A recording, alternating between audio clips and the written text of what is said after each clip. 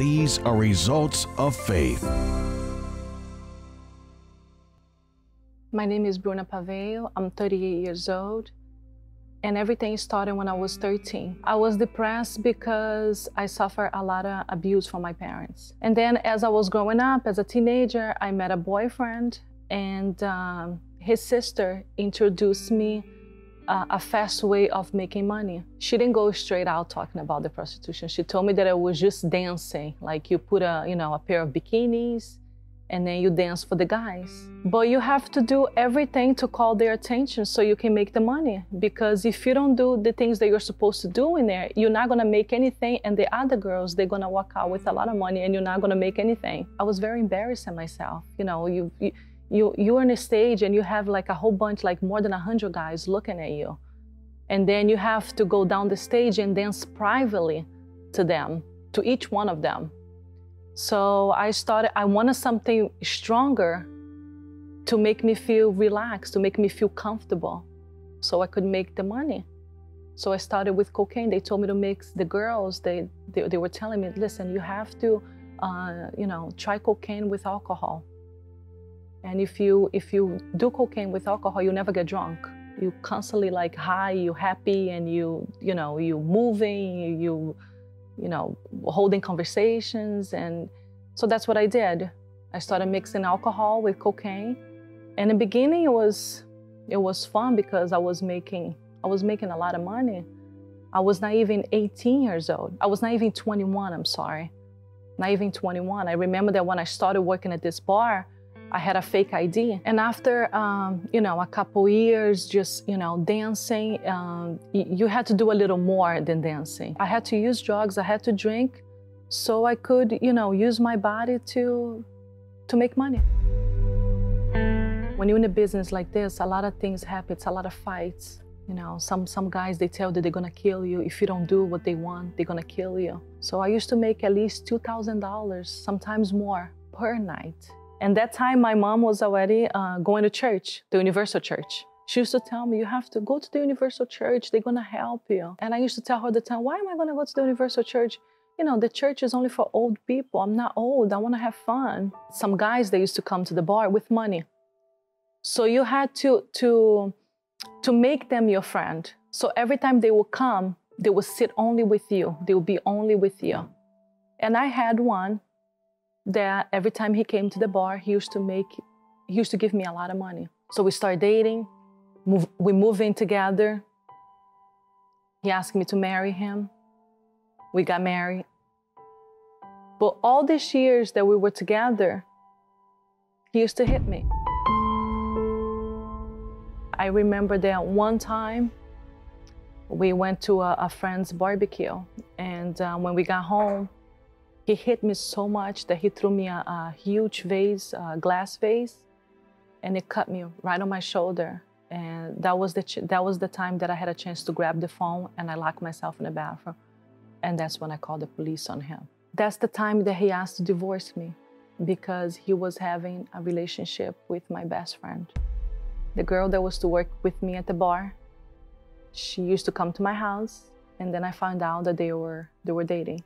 When my ex-husband told me that he didn't want to be with me anymore, that he had someone else, I took all the pills. That was my first time trying to suicide. And then the second time was in front of the church. And I threw myself in front of the car. The guy got out of the car. He goes, are you nuts? Are you crazy? What are you doing to yourself? And I was sitting on the sidewalk in front of the church for a long time crying. And that's when I was able to walk in. Right there, when I was sitting down, I told God, I was like, if I could have one more chance, because I was young. I wanted to live. I wanted to live, to have a normal life. And I walked into church. I remember that I was a mess. I was so depressed that I was weeks without taking a shower. I stunk. I was on my pajamas. And when I walked in, the pastor that was there, he was very nice to me. He welcomed me, he sat down with me, he spoke to me. Nobody judged me the way I was dressed, the way I smelled, because I could smell myself. Nobody said anything. He prayed for me, And he sat down with me, he spoke with me, and then when I left it different. I left like something heavy came out of my shoulders. And I went home, and that was my first time that I slept. I slept because every day I used to take pills to go to sleep. And that was my first night that I slept all night long. And then when I woke up, that's something that caught my attention. I was like, oh my goodness, I didn't take anything. I didn't use cocaine. I didn't have to use alcohol. I didn't have to take pills. I just slept. And because that caught my attention, I came back. But even though I came back, I was still going to work at the prostitution, you know? I was still at the go-go bars. I came for weeks and weeks.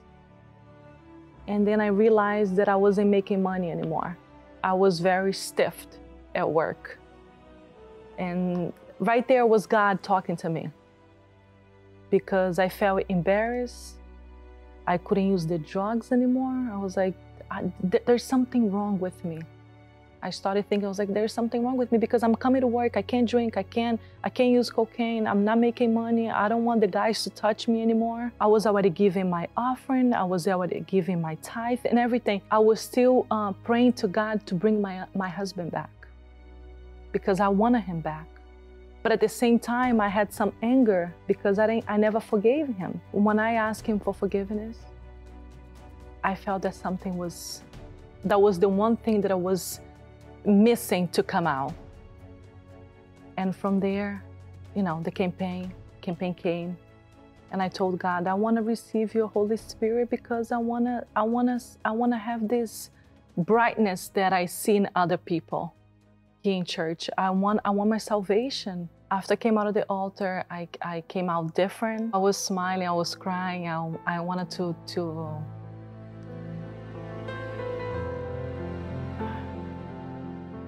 the day that I received the Holy Spirit was the most, like today I'm married, but there's nothing that will fulfill the happiness of you receiving the Holy Spirit, because of everything that I went through. Nobody could help me. I was a prostitute. I didn't believe in myself anymore. I thought I was made only to use my body. I was sleeping with, you know, tons of guys every day. I felt like a dirty person. And when God accepted me, that was it was very special, because I didn't care about nobody else accepting me. God accepted me, and that's it. At that moment, I started believing in myself. I didn't feel dirty anymore. I started calling all my friends. I wanted to tell them the experience that I had. I wanted to tell them, listen, God, Jesus is alive. He's living inside of me.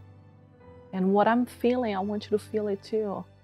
I wanted to go and tell everybody to come to church, you know, bringing people to church, evangelizing. And I was not embarrassed of anything. I just wanted to tell them the happiness that was inside of me. I wanted them to have it too. And then I learned that I had to, you know, start praying for God to bless me with someone that would respect me, someone that wanted to be together with me in the presence of God.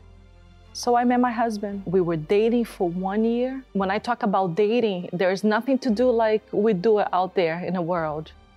No, we're doing everything on the right way. And then we got married.